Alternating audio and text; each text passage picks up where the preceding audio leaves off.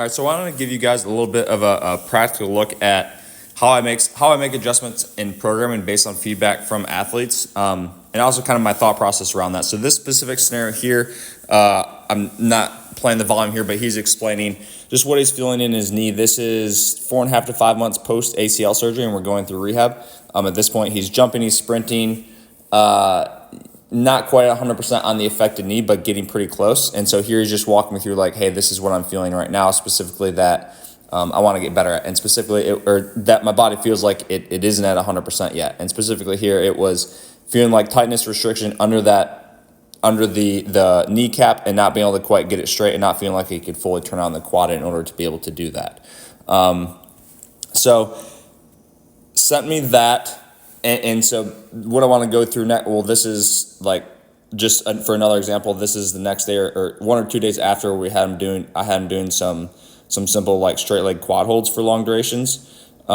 This is what it looked like on his first set that he sent me. And then this is what it looked like on his second set. He's just kind of giving me a visual of what that showed up as. But the actual practical programming that we used is here. So when he sent me that message, it was like April 15th.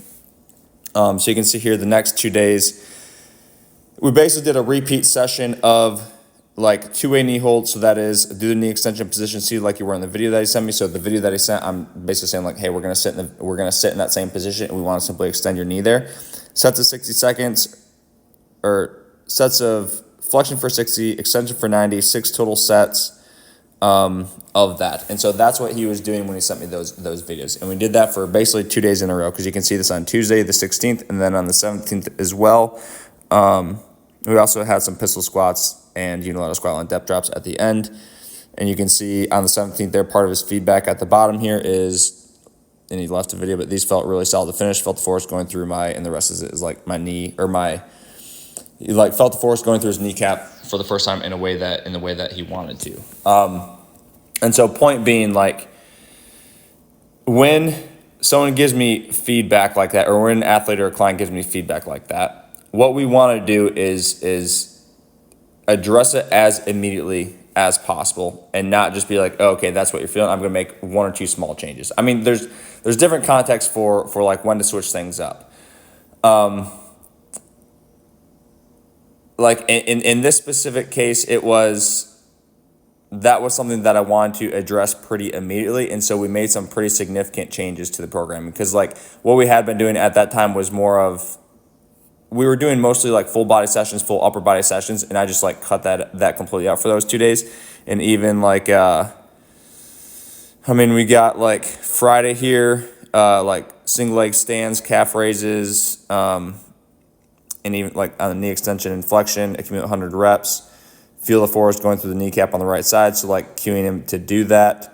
Getting some jumping in again on Saturday here, but we have that two-way knee hold after again, 90 seconds per set. We were doing 5 sets of that. So we really just biased. So that was the week after he sent, and then this is, or the week of, and then this is the week after. So again, we're doing those knee extension holds on Monday, doing that same session. And then these here on the 25th and 26th, it's like we're doing the second one-way knee. So basically that's sitting down, and instead of holding, he's just like pulsing in and out of that end range extension, where we go 10, we did 10 sets of that. So what I want to show here is basically like a combination of, like on the 27th, it's normal upper body programming. Even on the, I guess that's pretty much the only day that's upper body programming. But like point I want to show is just how I work, or how I think about biasing different things when issues like that pop up. Because the base principle is like, the way that I do programming is I'm going to have my basic template that I use. And if somebody gives me feedback, there's basically like, or if you're programming for somebody and somebody gives you feedback, there's the decision that you have to make around how much change or how much alteration do I make, right? Based on the feedback that they're giving. And so for me, what happens is if someone gives me some level of feedback at the start, I'm usually going to make some smaller changes. If that smaller change doesn't cause any effect, and I continue to get that feedback, then I'm going to make greater changes, because the body's saying like, hey, you're not giving me enough of a difference here, and we need to do more and able to actually bring about this change this change that we want to have, right? So that was like, in that case, if that's something that has been there since, because I think in one of the texts, I don't know if I took a screenshot of it or not. I don't think I did. But in one of the texts that he sent, he's basically like, it's felt similar to this stent surgery. So I was like, okay, it's been 4 or 5 months. In order to fully finish him, like full rehab means he doesn't have to think about it anymore. This is something that we need to do in order to be able to fully finish him through this rehab. So that was something where it's like, we'd been doing things for it before, but it was like, hey, it hasn't gotten to the point that I want to get it to. And so then we're going to hone in on it with some very, very specific sessions. So we can continue building up from there. And so basically it's like, when I'm making changes or alterations to programming, it's about how long is it's about like how long is it's about the context of the situation. So for that specific one, it's like, how long has the problem been here?